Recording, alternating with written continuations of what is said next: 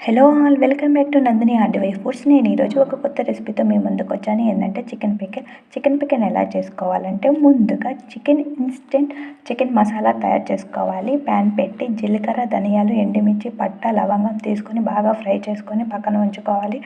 తర్వాత ముందుగా శుభ్రం చేసుకున్న చికెన్ను ప్యాన్లో వేసుకొని ఉప్పు, పసుపుని వేసి నీళ్ళన్నీ ఇంకిపోయే వరకు ఉడికించుకోవాలి. నీళ్ళన్నీ బాగా ఇంకిపోయాక ఆయిల్ వేసుకోవాలి. నేనైతే పల్లి ఆయిల్ తీసుకున్న. వెల్లుల్లి రెబ్బలు, అల్లం వెల్లుల్లి పేస్ట్ వేసి బాగా ఆయిల్లో ఫ్రై చేసుకోవాలి. ముక్కలన్నీ డీప్ ఫ్రై అయ్యాక గోల్డెన్ కలర్కి వచ్చాక మనం ముందుగా ఇన్స్టెంట్గా చేసుకున్న చికెన్ మసాలా పౌడర్ను, కారంను, ఉప్పును వేసుకోవాలి. నేనైతే అచ్చి కారం వాడాను. బాగా ఆయిల్లో ఫ్రై చేసుకోవాలి.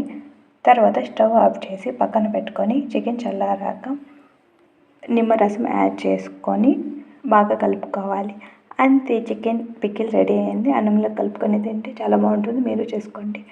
Like, share, subscribe to Nandini RDY foods.